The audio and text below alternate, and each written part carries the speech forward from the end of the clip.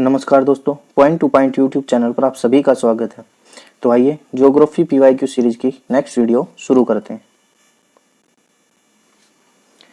भूगोल का जनक किसे कहा जाता है? तो इसका सही आंसर हो जाएगा हिक्केटियस को भूगोल का जनक कहा जाता है। चलिए नेक्स्ट देखते हैं। भूगोल को एक अलग अध्ययन शास्त्र के रूप में स्थापित करने का श्रेय निम्न में से किस विद्वान को जाता है? तो इसका सही आंसर हो जाएगा इरेटोस्थनीज। चलिए नेक्स्ट देखते हैं। भूगोल के लिए ज्योग्राफी का शब्द का प्रयोग सर्वप्रथम किसने किया था? इसका भी सही आंसर हो जाएगा इरेटोस्थनीज। चलिए नेक्स्ट देखते हैं। ज्योग्राफी के शाब्दिक अर्थ के आधार पर भूगोल की परिभाषा की गई है। तो इसका सही आंसर हो जाएगा भूगोल वह विज्ञान है जो मानवीय एवं प्राकृतिक विषमता का अध्ययन करता है। चलिए नेक्स्ट देखते हैं। भूगोल पृथ्वी को केंद्र मानकर अध्ययन करने वाला विज्ञान किसने कहा था? तो इसका सही आंसर हो जाएगा वारेनियस। चलिए नेक्स्ट देखते हैं। भूगोल भूतल का अध्ययन है, यह किसने कहा था? तो इसका सही आंसर होगा कांट।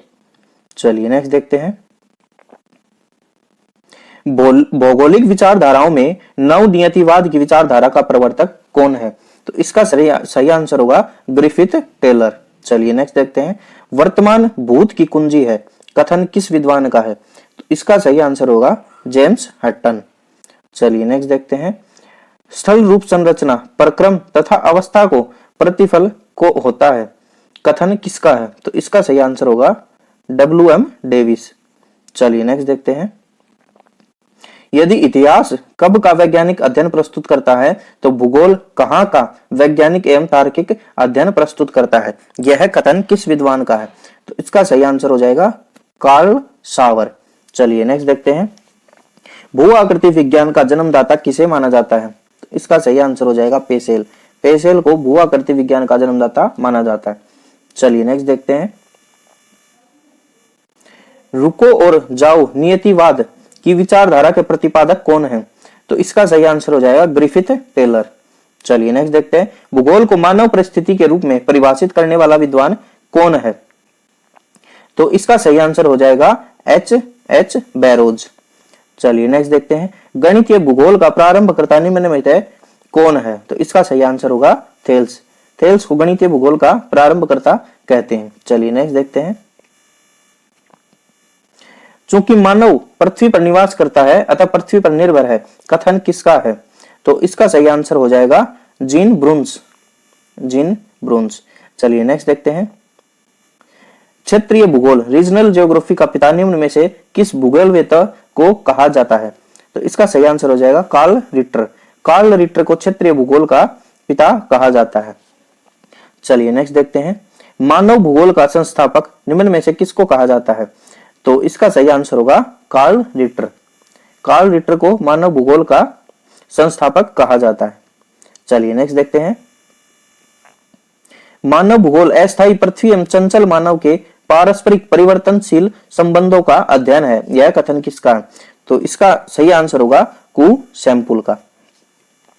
चलिए नेक्स्ट क्वेश्चन देखते हैं। सौर प्रणाली की खोज किसने की थी? तो इसका सही आंसर हो जाएगा कोपरनिकस ने। कोपरनिकस ने सौर प्रणाली की खोज की थी। चलिए नेक्स्ट देखते हैं। सूर्य के चारों ओर घूमने वाले खगोलीय पिंड क्या कहलाते हैं? तो इसका सही आंसर हो जाएगा ग्रह। चलिए नेक्स्ट देखते हैं। किसी ग्रह के चारों ओर परिक्रमा करने वाले छोटे आकाशीय पिंड को क्या कहते हैं? तो इसका सही आंसर हो जाएगा उपग्रह। ग्रहों की गति का नियम किसने प्रतिपादित किया था? तो ग्रहों की गति का नियम केपलर ने प्रतिपादित किया था। चलिए नेक्स्ट देखते हैं। सौर मंडल में कुल कितने ग्रह हैं? सौर मंडल में कुल 8 ग्रह हैं। चलिए नेक्स्ट देखते हैं। सूर्य से बढ़ती दूरी के अनुसार ग्रहों का निम्न में से कौन सा क्रम सही है?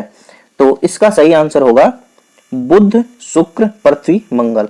चलिए एक बार सभी ग्रह देखते हैं सूर्य से दूरी के अनुसार। तो सूर्य के सबसे नजदीक है बुध जिसे मरकुरी कहते हैं, फिर शुक्र जिसे विनस कहते हैं, फिर पृथ्वी अर्थ, फिर मंगल जिसे मार्स कहते हैं, फिर बृहस्पति जिसे जुपिटर कहते हैं, फिर शनि जिसे सैटर्न कहते हैं, फिर यूरेनस अरुण को यूरेनस कहते हैं, फिर वरुण को नेपच्यून कहते हैं। तो ये सूर्य से दूरी के अनुसार इनका क्रम है, ध्यान रखिएगा। चलिए नेक्स्ट देखते हैं, पृथ्वी से बढ़ती दूरी के अनुसार ग्रहों का निम्न में से कौन सा क्रम सही है? तो इसका सही आंसर हो जाएगा शुक्र, मंगल, बुध और बृहस्पति। पृथ्वी के सबसे नजदीक शुक्र है, फिर मंगल, फिर बुध, फिर बृहस्पति। चलिए नेक्स्ट देखते हैं, आकार के अनुसार सौरमंडल के ग्रहों का अवरोही क्रम है। तो यह है आकार के अनुसार पूछ रहा है, पहले सबसे बड़ा फिर सबसे छोटा, ऐसे क्रम पूछ रहा है। तो चलिए देखते हैं, बृहस्पति शनि बृहस्पति शनि, चार ऑप्शन में बृहस्पति और शनि है पहले, अब लास्ट में देखते हैं एक बार, बुध, मंगल, शुक्र, बुध।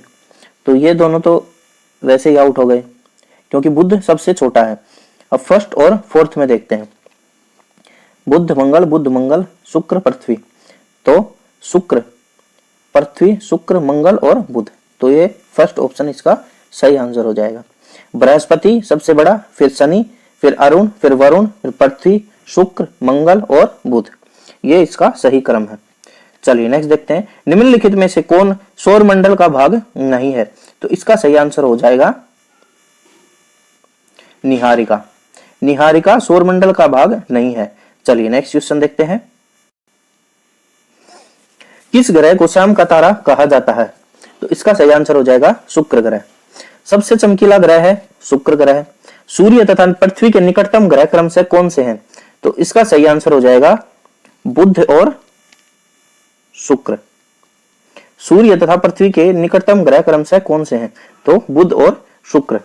चलिए नेक्स्ट देखते हैं, यूरोपवासी किस ग्रह की पूजा देवी के रूप में करते हैं? इसका सही आंसर हो जाएगा शुक्र की। चलिए नेक्स्ट देखते हैं, सौरमंडल का सर्वाधिक गर्म ग्रह कौन सा है? तो इसका भी सही आंसर हो जाएगा शुक्र। चलिए नेक्स्ट देखते हैं, पृथ्वी के सर्वाधिक निकट कौन सा ग्रह है? तो इसका भी सही आंसर हो जाएगा शुक्र। निम्नलिखित में से किस एक को भोर का तारा कहा जाता है?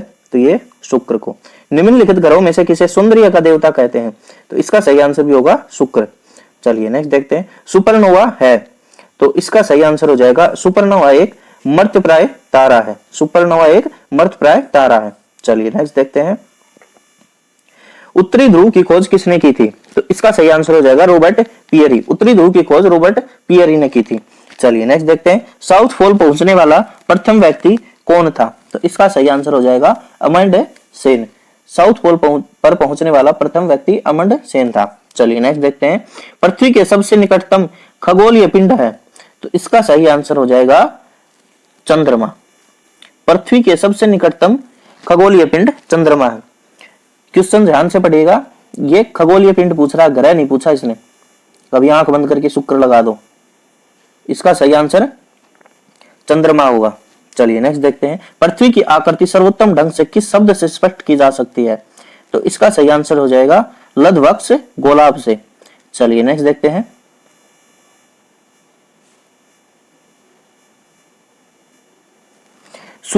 पृथ्वी सूर्य के परितः अपनी कक्षा में लगभग किस गति से चक्कर लगाती है?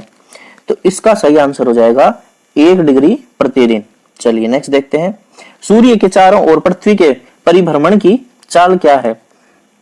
तो इसका सही आंसर होगा अधिकतम होती है जब पृथ्वी सूर्य के निकटतम होती है। पृथ्वी की परिभ्रमण चाल जब अधिकतम होती है जब वह सूर्य के निकटतम होती है। चलिए नेक्स्ट देखते हैं, पृथ्वी के भ्रमण की गति है? तो इसका सही आंसर हो जाएगा 27 किलोमीटर पर मिनट। चलिए नेक्स्ट देखते हैं, भूमध्य रेखा पर पृथ्वी का व्यास लगभग है? तो इसका सही आंसर हो जाएगा 12,800 किलोमीटर। सूर्य की परिक्रमा के दौरान पृथ्वी सूर्य से अधिकतम दूरी पर किस महीने में होती है? तो इसका सही आंसर हो जाएगा जुलाई में। चलिए नेक्स्ट देखते हैं, पृथ्वी की उपसौर पेरिहेलियन किस महीने में होती है? तो इसका सही आंसर हो जाएगा जनवरी महीने में। उपसौर जनवरी महीने में होता है और अपसौर जुलाई महीने में होता है। जब सबसे अधिकतम दूरी होती है तो उसे अपसौर कहा जाता है, अपसौर कहते हैं। और जब पृथ्वी सबसे नजदीक होती है सूर्य के तो उसे उपसौर कहा जाता है। उपसौर जनवरी में होता है और अपसौर जुलाई में होता है। चलिए नेक्स्ट देखते हैं, तारे पूर्व से पश्चिम में किस कारण ज्यादा दिखाई देते हैं? तो इसका सही आंसर हो जाएगा पृथ्वी पश्चिम से पूर्व की ओर घूमती है, इसलिए तारे पूर्व से पश्चिम में ज्यादा दिखते हैं। चलिए नेक्स्ट देखते हैं। गोलाभ पृथ्वी ध्रुवों पर चपटी होती है, यह इस तथ्य से स्पष्ट सिद्ध होता है। तो इसका सही आंसर हो जाएगा पृथ्वी का भार ध्रुवों पर सर्वाधिक तथा विषुवत रेखा पर न्यूनतम होता है। चलिए नेक्स्ट देखते हैं। पृथ्वी अपने अक्ष पर घूमती है, तो इसका सही आंसर हो जाएगा पश्चिम से पूर्व, पप्पू, याद रखिएगा पप्पू। पृथ्वी की अपने अक्ष पर घूमने की दिशा है पप्पू। चलिए नेक्स्ट देखते हैं। आकार की दृष्टि से सौरमंडल में पृथ्वी का कौन सा स्थान है? तो इसका सही आंसर हो जाएगा 5वां। चलिए नेक्स्ट देखते हैं। किस ग्रह को नीला ग्रह भी कहते हैं? तो ये हो जाएगा पृथ्वी। पृथ्वी स्थित है, तो इसका सही आंसर होगा शुक्र एवं मंगल के मध्य। चलिए नेक्स्ट देखते हैं। किस दिन पृथ्वी सूर्य के सबसे निकट होती है? तो इसका सही आंसर हो जाएगा 3 जनवरी को। 3 जनवरी को पृथ्वी सूर्य के सबसे निकट होती है और इस घटना को अपसौर कहा जाता है। सॉरी, अपसौर नहीं, उपसौर कहा जाता है। जब पृथ्वी सूर्य के सबसे निकट होती है 3 जनवरी को, तो इस घटना को उपसौर कहा जाता है। चलिए नेक्स्ट देखते हैं। पृथ्वी सूर्य से अधिकतम दूरी पर होती है, तो इसका सही आंसर हो जाएगा 4 जुलाई। 4 जुलाई को पृथ्वी सूर्य से अधिकतम दूरी पर होती है और इस घटना को अपसौर कहा जाता है। चलिए नेक्स्ट देखते हैं। पृथ्वी सूर्य के इर्द गिर्द परिक्रमा करती है लगभग, तो इसका सही आंसर होगा 365.25 दिन में, या 365 सही 1/4 दिन में, ध्यान रखिएगा। चलिए नेक्स्ट देखते हैं। पृथ्वी का प्राकृतिक उपग्रह है, तो ये हो जाएगा चंद्रमा। दिन व रात होने का कारण है, तो इसका सही आंसर हो जाएगा पृथ्वी का अपने अक्ष पर घूर्णन। चलिए नेक्स्ट देखते हैं। सूर्य के अतिरिक्त निकटतम सितारे से प्रकाश पृथ्वी पर पहुंचता है, तो इसका सही आंसर हो जाएगा 4.2 वर्ष में। चलिए नेक्स्ट देखते हैं। सूर्य से पृथ्वी की दूरी कितनी है? तो इसका सही आंसर हो जाएगा 149.6 मिलियन किलोमीटर। चलिए नेक्स्ट देखते हैं। अपने अक्ष पर पृथ्वी एक चक्कर कितने समय में पूरा करती है? तो इसका सही आंसर हो जाएगा 23 घंटे 56 मिनट 4 सेकंड। चलिए, पृथ्वी पर दिन रात की अवधि समान होती है, तो इसका सही आंसर हो जाएगा भूमध्य रेखा पर। भूमध्य रेखा पर पृथ्वी पर दिन व रात की अवधि समान होती है। चलिए नेक्स्ट देखते हैं। इक्विनॉक्स का तात्पर्य है वह तिथि जब, तो इसका सही आंसर हो जाएगा दिन और रात समान अवधि के होते हैं। चलिए नेक्स्ट देखते हैं। दक्षिण गोलार्ध में सबसे लंबा दिन कब होता है? तो इसका सही आंसर हो जाएगा 22 दिसंबर को। 22 दिसंबर को दक्षिण गोलार्ध में सबसे लंबा दिन होता है। चलिए नेक्स्ट देखते हैं। भूकक्ष तल पर भू अक्ष का झुकाव है, तो इसका सही आंसर हो जाएगा 66.5 डिग्री। भू अक्ष पर भू कक्ष तल पर भू अक्ष का झुकाव 66.5 डिग्री है। चलिए नेक्स्ट देखते हैं। सौरमंडल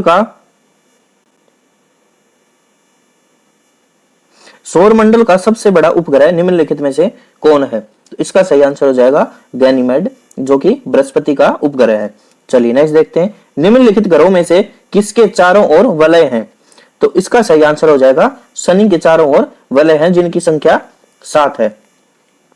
चलिए नेक्स्ट देखते हैं। नासा के किससे संबंधित मिशन का नाम जूनो है? तो इसका सही आंसर हो जाएगा बृहस्पति। बृहस्पति से संबंधित मिशन का नाम जूनो मिशन है। चलिए नेक्स्ट देखते हैं। सौरमंडल के बड़े उपग्रहों में से एक टाइटन निम्न में से किसका उपग्रह है? तो इसका सही आंसर हो जाएगा शनि का। टाइटन शनि का सबसे बड़ा उपग्रह है। चलिए नेक्स्ट देखते हैं। शनि ग्रह है, तो इसका सही आंसर हो जाएगा नेपच्यून से गर्म। शनि नेपच्यून से गर्म ग्रह है। चलिए नेक्स्ट देखते हैं। शनि ग्रह को सर्वप्रथम किस खगोल शास्त्री ने देखा था? तो इसका सही आंसर हो जाएगा गैलीलियो ने।